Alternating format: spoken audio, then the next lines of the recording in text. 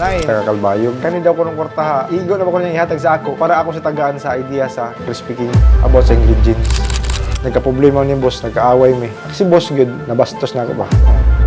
Noodles sa buntag, noodles sa udton, noodles sa hapon. Naglisod na ako. Tinuod yun na, noodle survivor gito.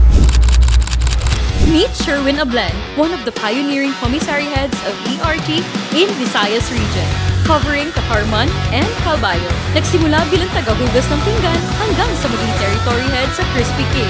Mula sa pagiging noodle survivor hanggang sa maging milyonaryo. Tunghayan ang kanyang paglalakbay patungo sa tagumpay. Sa Ormoc nagsimula ang kwento ni Sherwin Ablen. Lumaki siya sa poder ng kanyang lolo matapos mag-asawa ng iba ang kanyang kinikilalang ina.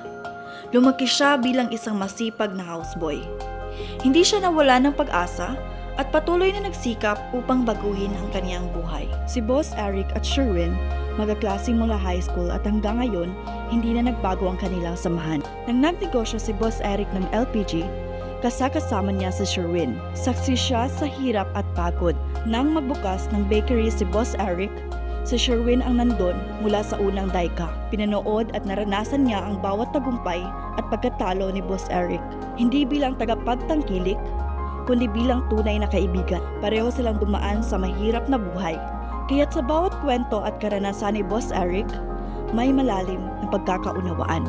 Bago pa man siya naging bahagi ng Crispy King, si Sherwin ay 12 taon nang nagtatrabaho bilang cellphone technician sa Exclusive Service Center ng Samsung.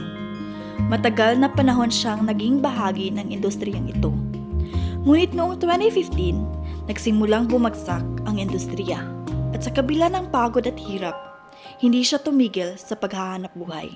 Kasi boss good, ako gid siya nakuha na nabastos na ako ba. Until such time nga nagka-problema ni boss, nagkaaway mi. Motong nihawa pa ni boss. Paghawa na ako, nangadto ko sa midrip. Senior head na ako nga midrip. Wala siya ng sulti nga na siya binuang nga doon ibuhat sa usa ka doktor. Ako rin ibutan datanan. Kung sa isakto, sa tinuod do. So naman ko i-treat. Sumoto nga may uli Ormoc. So right after that, ako nag-report standby na ubalik. Ngunit habang pilit lumalaban sa buhay, dumaan siya sa matinding pagsubok at dumating sa punto na noodles na lang ang kanyang kinakain para lang maitawid ang bawat araw. Tinuod yun na, noodle survivor gito. Noodles sa buntag, noodles sa udton, noodles sa hapon. Kaya kung noodles lagi, pwede ba isugba? Isugba na ito kayo para nailay, putahe. Nailay, putahe ba? Kasi boss good, siya may noodles balay, may atas balay. Kumusta daw? Story army ni boss, ya. Kaya si boss na ako nga. Dito pa ka matrabaho? Ngayon ko, ako yun na si boss, ikaw, kung madawat pa ka na ako, shake hands na ako. Ito pagkaugma. Balik ko ka boss. At mula roon, binigyan siya ng bagong pagkakataon. Bumalik siya sa Crispy King, nagsimula sa pinaka-basic, dishwasher. Naghugas siya ng plato, naglinis ng mesa, hanggang sa naging tagaluto ng kanin. Sa Crispy King Bonifacio, na-notice to sa akong anak. Nakitaan ko nila. Kitawag ko sa akong anak. Huwag ko kabalo ko sa tuyo. Kaya sa tay, nalang may question mo. Kung sa man, di ba ka mautay nga? Makitaan ka sa imong makaila nga. Tagahugas ka sa plato, tagalimbyo sa tamisa ba? Oh. So kaya ako sa anak, din ko ang may mauwaw kay pamo ko nangawat. Pabugoy tao ang itamakan. Oo. At ako daw pasalamat ni boss kay kitagaan ko niya second chance. So kaya naging gusto galingon nga. If ever kung say kasaba, madawat lang ko ni boss. Ako yung dawaton kay ako yung sa boss. Isang beses, nadala siya sa Calbayog para sa ikatlong store opening ng Crispy King. Doon nila napansin ang problema ng supply system. Madalas nagkakaproblema sa delay ng biyahe at nasisira ang manok. Doon naisipan ni boss na magbukas ng commissary sa Calbayog. Ano saan magsugod? Huwag mo adayon. Huwag na ko na kutana ni Boss Eric. Kung sa'yo akong buhatong, nana ko idea. So, asa na ka?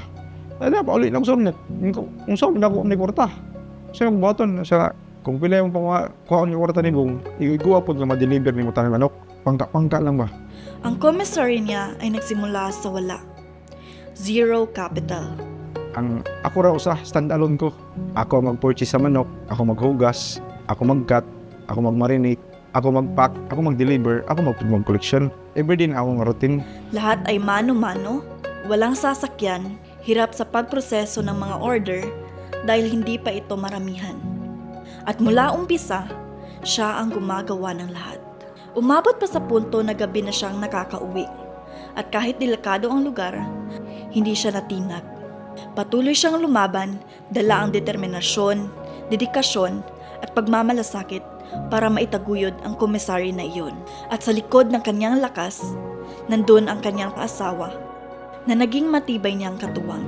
Si Rian, bisang pag 5 naka-delivery or one week naka-delivery, di ko sukton. Oo. I don't know, giwapuhan siguro siya na ako. Oo. Gusto siya manguyab na ako ba? Kung kaagis manok, ay gago niyag manok. Ay bago ko gusto manok, kaya di nga sila di ay nanginanglan po sila og kanang kuan kota. Sinimulan niya ito nang walang inaasahang kapalit. Hindi niya alam na may profit sharing o anumang gantimpala sa huli. Ang gusto lang niya ay magtrabaho at makatulong. Kahit anong pagsisikap ni Sherwin sa komisaryo sa summer, hindi pa rin sila ligtas sa tukso at sa laro ng panahon. Nabot yung time nga nagpasakay na ako nga taga Calbayog. Nagpagawa siya ng kwarta nga kanin daw ko ng kwarta bay. Igo na ko niya ihatag sa ako para ako sa tagaan sa idea sa Crispy King about sa credits. Ako sa inahan nga trabantir ako sa Crispy King, wa ko yung idea ng mga sa panimula diya. Gano'n lang experience. Ang premix na po gan sa mo gupiran ko niya. Ari ko no drop sa akong usa. Ako lang bayaran. Po sir, kabalo ba ka sir? Pag ari na ako sir, wala yung ganda. Kung saan ako na-put up ni sir, kung di mo ka na ako sakyanan, utang gabuto na ako ni Mas Eric. Wag na uwaw siya. Ito lang, tungkol sa kwarta, manda ako nila ba? Akong struggle, wala ko nagbasol kay di mo gumingani karon kung wala ko kaya ang trabaho. Buong puso at buong lakas siyang nagbigay ng serbisyo.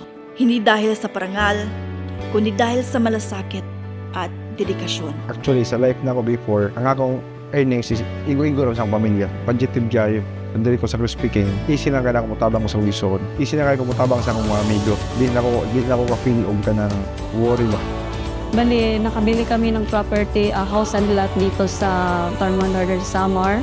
So, dito na kami nakatira ngayon. Very thankful kami kay ERT kasi kami dahil sa kanya. Hindi kami ganito ka-komportable ngayon. Ang first day ko lang mo napalit Hilux pick up. Utang to ka boss. Si boss ang nag-cash. Kadto ko niya nag-monthly. Ang second day ko na mo, light is i-cash na to na mo. Before ko nakapalit tong commuter, niyagi pag angioplasty. Which is, may gasto kong 700,000 sa akong operation ba. Dito na ang isang anak nga, si tatay, nakagasto 700,000 sa hospital pag abot sa Katarman. Nga napoy bagong commuter. So dito sila kayo nga, narinig ako tatay. Sulit yan lang. Manang, Boss Eric, salamat sa tanong. Thank you, boss. Si Sherwin Ablan ay may 26 Crispy King stores na. Ang 6 nito ay binigay niya sa kanyang crew na matagal na at tapat na nagseserbisyo. Mula sa simpleng hakbang, natamo niya ang tagumpay na pinaghirapan. Dating noodle survivor, ngayon ay milyonaryo na. Mga magiging ako ng tiguan ni boss, sipag, tiyaga, kulang daw. Kailangan daw madiskarte. Saka, always be humble and willing to serve. Boss, salamat sa time.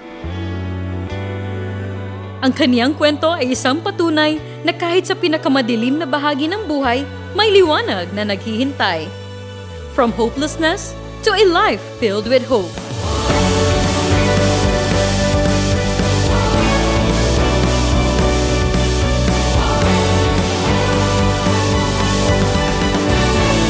The power is now on you.